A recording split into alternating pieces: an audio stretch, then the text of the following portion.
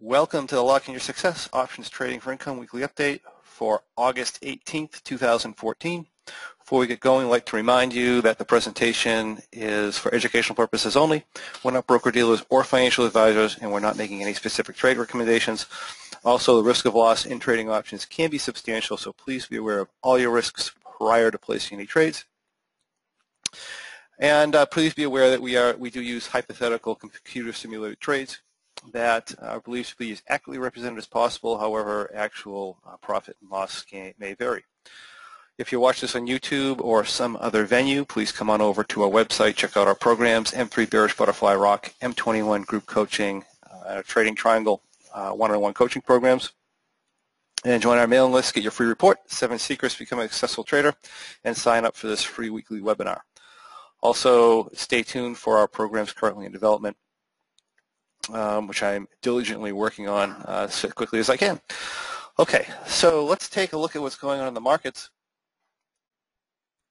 As of right now, we're kind of still in that technical limbo state where we're getting conflicting technicals, and we're just kind of sitting here waiting for some kind of news to push the market past an important level. And once that happens, we'll get an idea of where the market's headed in the short term, but as of right now, we're still in limbo. Because of this, last week I was saying the most likely movement was for the markets to rise to their resistance levels unless we got some sort of bad news to push them down. And what we got last week is we got the markets kind of pushing up. We had the NASDAQ pushed up to previous highs. We had the SPX, which came into this resistance level here at its 250-day moving averages, as well as its horizontal resistance range. We had the Dow, which came up. It's kind of touching this backside of this trend line. And the Russell is just kind of coming into this 1150 to 1165 resistance range here that we have. So we have a couple of what we call dirty resistance ranges in the SPX and in the Russell. Very clean one in the NASDAQ and a fairly clean one in the Dow. So we're up at those levels now. With the move today, if it holds, we do get a technical breakout in the NASDAQ, which is significant. We're going to get these break to new highs. That holding is likely going to pull the SPX to previous highs. It's likely going to pull the Dow probably deep into the backside of this trend line. You have to remember this trend line is on a weekly chart, and this is not an exact level. So for us to penetrate over that wouldn't be a really big surprise and go towards our more horizontal range in here, which I guess if you look at it is kind of a dirty range also. We have a resistance range here, but it'll probably pull us up into that. And it'll probably take the Russell to the top of this range here up to the around the 1170 area, and that should that's what I would say would be the path of least resistance here, keeping in mind that a single indice breakout, so just because the NASDAQ breaks out, that's not, if I had all our indices breaking forward, I'd say even bad news at that point is only going to put us to a support point and the market is going to continue higher.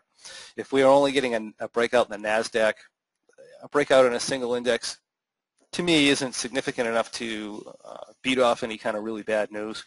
Plus, we have the other indices kind of in a resistance area. So bad news is still going to pull the markets down, but I'm still saying lack of bad news, we go up to those points that I mentioned. We'll get a pop in the NASDAQ, and we'll get, if we go just to the edge of the Russell, probably up to the 1170 range. And then when the NASDAQ breaks down and tests support, we'll probably wander sideways a little bit in Russell. And to avoid any kind of a bad news, we'll probably most likely go higher. If we get bad news, we'll probably just stay in the range. So that's what that's what I'm kind of thinking. Leaning a little bit towards the bullish side, as I have been for quite some time. Knowing that the markets in general look like they're pulling more into a sideways range, with the exception of the NASDAQ, which is very, very bullish. So that's my thoughts on the markets going forward. And I just have a question here. I already started an October Bearish Butterfly at 1120. Okay, which is way up at, okay, great. Is the Russell weak enough to not get into trouble, or is it really early? what you're going to want to do is watch the other indices. The NASDAQ breakout's the first clue. If we get a breakout of, in other words, I'm not too concerned about the NASDAQ breakout, and that's going to bring us, like I said, 1170 area. If the SPX follows and breaks higher, then I would take that as confirmation that Russell's probably going to 1210. If the SPX kind of hits resistance and backs off and pulls the NASDAQ back down underneath the highs that we're at now, then I would say you probably don't really have an issue.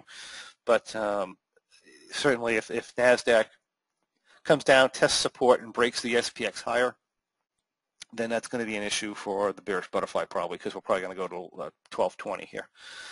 That's usually the way they're going to interact with each other. So that's my thought on that. All right, so let's look at our positions. So last week we had one August trade left on. We had the August V Condor, and this was the position we were in last week, and it's the position we expired it in. So as of Thursday afternoon, this is what this position looked like. This ended up being expired for $633 gain, which is a small gain, only about 1.3%. But it did put us with all four trades positive for the month. So if we take a look at what's going on in for the year and for the month, we had our Bearish Butterfly, which came back at 10.8. We had our M3 at 10.3. We had our ROCK trade at 10.2. The M3 is on the high side of its normal. It's a little bit more than normal. The Bearish Butterfly was a lowered profit target, as was the ROCK trade, because of the increased volatility that we have kept us into an M3 configuration. The V trade continues to struggle and just came back with a minor gain. What this puts us for the year is 97.6%. This is as far as closed trades goes for the Bearish Butterfly, which is about average for that trade. Usually this is going to take a loss early in the year, which is this month was April. It's usually March or April, sometimes May. Usually one of these months is a problem, and usually one of the months of September, October, or November is an issue as well. So I wouldn't be surprised to see another loss this year. That said, the rest of the months should be fine. I mean, if history is a guide, right, the rest of the months should be fine. We should be on track for our estimated 140 on planned capital for the year. That's pretty much on track. M3 is at 59.5%, which is pretty much guaranteed to exceed our expectations on the M3 for the year. I mean, we may still take another loss, but over a 4-month period, the chances of this losing more than once would be very, very, very, very minimal. So this is probably going to be a better than average year. The ROCK trade here has been hasn't been performed spectacularly all year. I mean, it's been performing well. We've had our wins all year, but the gains have been a little muted because the market's been a little choppy, and we've been in M3 a lot this year. So still, though, 80.7%, which is pretty much on track for the year. Possible, I think we're going to be a little under the 120, but still should be a very good year for this trade. Like I said, of course, we can't tell the future, and we could still have some losses the remainder of the year. You never know, but it's looking really nice. And the V trade here is doing more poorly than normal. Still up 11.9%, so doing okay, but it is definitely down from where it is on a normal year. Because this does not like a choppy market, where the Bearish Butterfly does tend to like a choppy market, as does the M3. So that's what we're doing for the year. So looking good so far, and we'll see what the last 4 months of the year bring. All right, let's go into our September trades. We had V Condor, and like I said, the market's been relatively flat, so hasn't been a whole lot of action here on our V Condor for September. We have had no adjustments. We continue to be kind of in the center in the V here.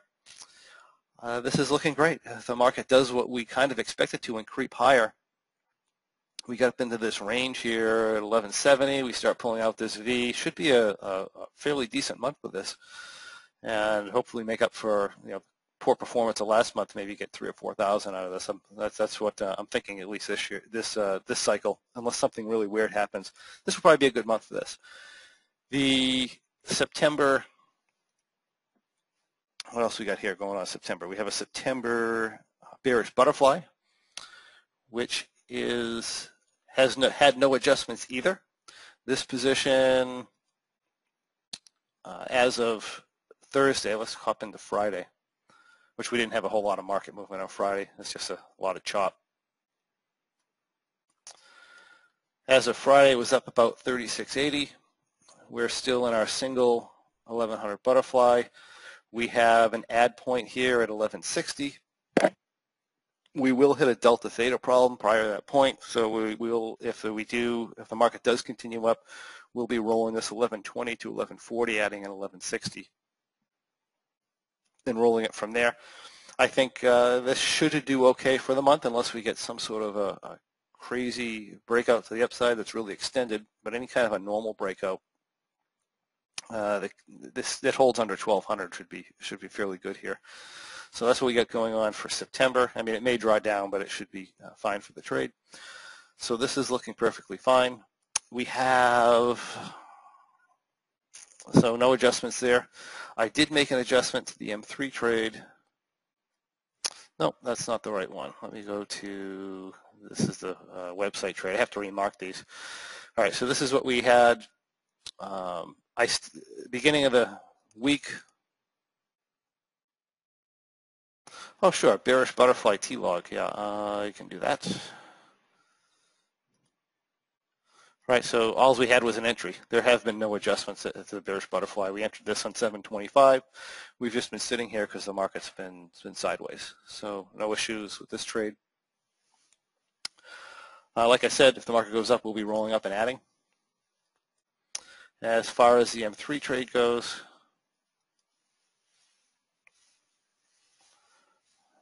this is what we looked like on Monday. We're just in regular 1100 butterfly, which is, I think, rolled back from 1120 earlier in the month. I do the T-log here. We started out at 1120, ended up rolling back, which if you remember at the time, when we rolled this thing back, I said I'd be more tending to leave it because I was pretty sure the market was bottomed and we're going to be relatively stable. Actually, I should mark these to make sure I have profit and loss correct.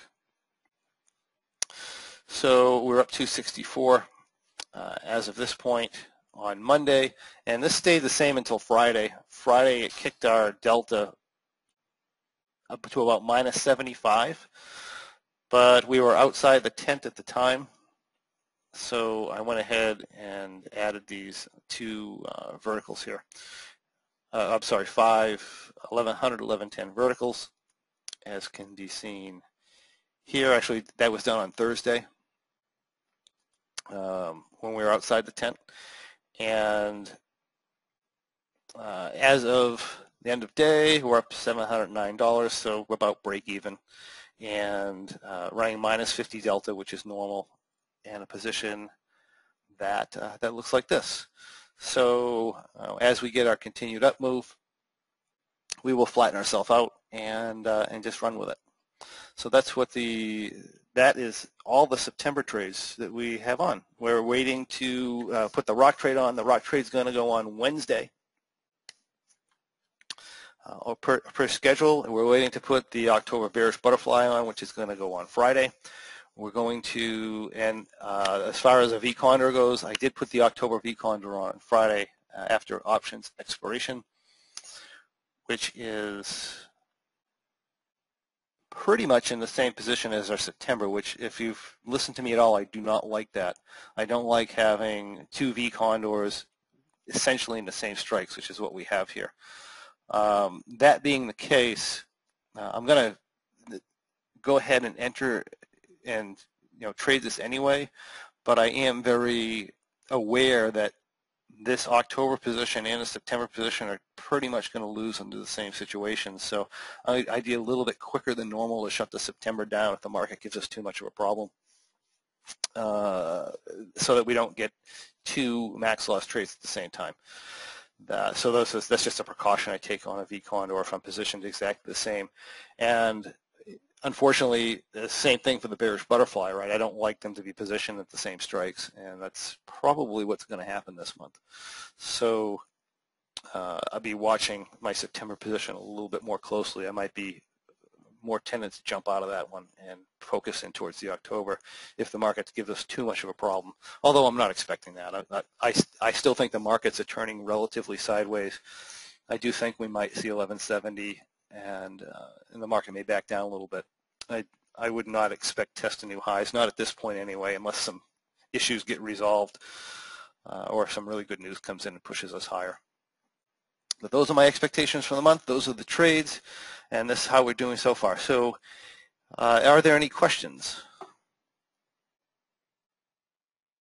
Do I see any advantage to starting October M3 earlier? Would I wait till 56 days to expiration?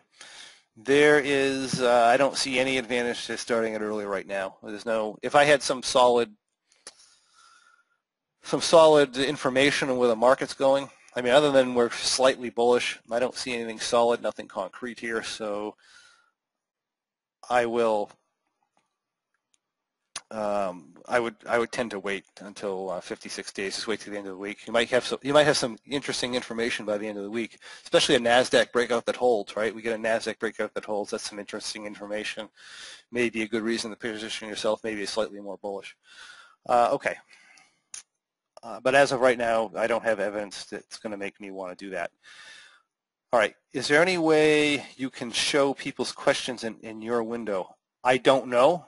I will have to find that out in GoToMeeting. So if I can, that's really not an issue. I don't have a problem doing that. But as of right now, I don't know if I can or not. All right. So here's an interesting question, Alexis, and thank you for that. And I'm going to almost beat you up a little bit, but that's okay. I do encourage you to ask it. I mean nothing bad by it. It says, do I have any service that I can see real entries and adjustments for your trades in order that I can adjust my trades with you? I am strongly against follow-along services. They don't teach you how to trade. They teach you to kind of be a puppet and kind of trade along with other people. I see more traders get in trouble that way, and traders with that type of a mindset typically do very poorly in the markets long term. You're much better off learning strategies, adapting them to yourself, and going with it than trying to follow somebody. Trying to follow somebody, you're going to have very limited success in the markets. And if you do have short-term success, and this particular person, their methods fail for whatever reason, then you're typically going to have. I mean, you're not going to know what to do with yourself. So, and we saw this a lot back previous to 2008 when people were doing iron condors and these follow-along services, and the markets changed and these iron condor strategies didn't work anymore, and next thing you know, all these people who quit their jobs following somebody all of a sudden were kind of looking for their jobs back. So I strongly discourage that. So no, I don't, and I don't see actually having one of those either. All right. Okay, do I see the ROCK trade again being an M3 for September? I did not look at the September ROCK trade. However, just by knowing what's going on in the markets, I would say as of today, it would definitely be an M3 entry. I mean, we can do an entry check, but I would say more than likely it's probably going to be an M3 again for September. Volatility is up and the markets are kind of sideways, which tends to put you in that position. All right, would I do the V Condor and SPX with the same rules? Yeah, the V Condor and the SPX with the same rules. You might want to adjust your wing width or your straddles, but I have people doing V Condors and SPX, NASDAQ, and the Russell, and they're all pretty much the same rules. So yeah. If I have long calls, next question, if I have long calls on the M3 position, is there any advantage on taking them off and adding more put verticals? Okay, yeah, so this is playing volatility with an M3. So the thing with the M3 is it's such a diverse trade, and you can do so many things with the trade. And one of the things that you can do with it is you can play volatility. If you ask me this question on Friday, when the market was down and the volatility kicked up, I say yeah. So the advantage of having verticals on versus having a call on, or being heavier in the verticals versus heavier in the calls, is that the verticals are going to be a lot more responsive to a volatility drop. And the increase in volatility on Friday would have been a great opportunity to drop some calls off of an M3 trade and add some verticals in and correct your delta. And you would have got a nice volatility kick today with the 10-point move up today. I would say that by the time the market opens and you kind of get to trading, that advantage would be gone. But Friday would have been a good time to do that. I would have done that with some of my positions had I been around Friday, but I've been out all week on vacation, and I'm going to be out today as well. So I'm going to be back to normal schedule on Tuesday. But that's a really good question. Yeah. So one of the things with the M3 is you can't play volatility, and if the markets are volatility is up, you can go in with an unhedged M3, and as the volatility drops out, you can transition over into calls. And if you get a harsh market pullback, you can drop the calls and go back into a vertical and play the volatility thing there, which is kind of a fun game to play as well. So very diverse trade, very good question. Thank you for that. But as of right now, I don't think there's an advantage to take them off and put more verticals, unless, of course, one of the things you could do with that is if you're having a volatility problem, you certainly could do that, and that will correct that, but that loses that's a different question. So in other words, if I'm in an M3, I'm out past my long strike, I could drop some calls, add some verticals in just to correct, put more negative vega, more positive theta further up in the trade. If the market continues up, that's generally, or if it kind of stalls, that's generally helpful.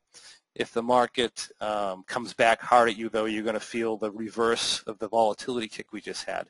So, coming into a resistance level, I don't like to drop the calls, which we're kind of doing now. If we come into a resistance level and we drop the calls and the market breaks resistance and really takes off, then you would have been better off with the calls.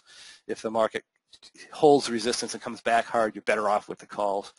So I tend to want to be more in calls and less verticals at a resistance level, and and kind of switch that around maybe at a support level if I think the market's going to reverse for me. Okay, so do I always use 10-point spreads in M3 as opposed to maybe half as many 20-point spreads to help keep the conditions down? Right, so this is a question, do I use 10-point spreads always, or might I do 20-point spreads or maybe 30-point spreads? That's more of a question of what you think the market's going to do. If I'm thinking the market's going to just kind of go up and stay up, then I would be more tended to do wider spreads. If I think the market might kind of stall, I'm going to tend to do the shorter 20-point spreads. Or if I don't know, I'll do the shorter spreads. Here's the thing. If you look at the spread by itself, if I do 5 20-point spreads, I have a greater chance of losing money on that spread than I do if I do 10-point spreads. So if I do twice as many shorter spreads. In other words, the shorter spreads, looking at them, I'm more likely to actually make money on those spreads because the short's more likely to expire out of the money. If I go with the wider spreads, then my short's more likely to expire in the money. I may not make the full profit on those. That said, the more shorter spreads carries a little more volatility risk, so you kind of want to weigh that back and forth. I mean, this is when you start to get into more advanced concepts of the M3 rather than just kind of following the guidelines.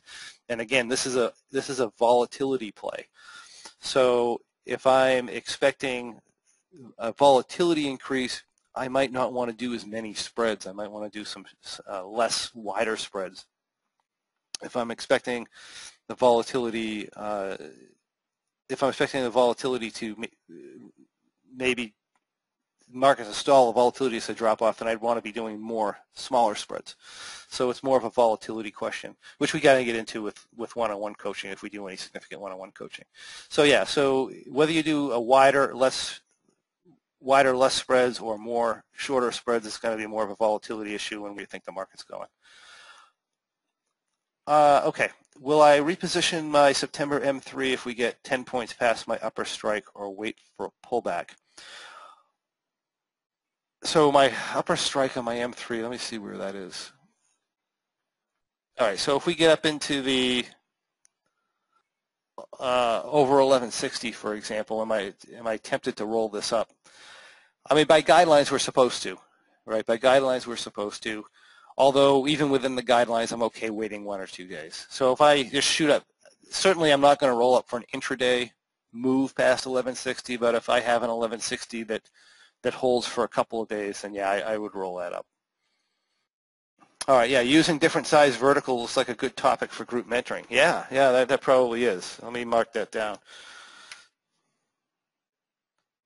Yeah, one versus the other, which that's probably a decent group mentoring topic. Thank you for that, Andrew, to remind me, because whenever I'm thinking of ideas, I sometimes forget about stuff like that. Looks like that is all the questions that we have for the day. So I thank everybody for joining me, and I hope everybody has a great week in the market, and we'll talk to you next week. Bye.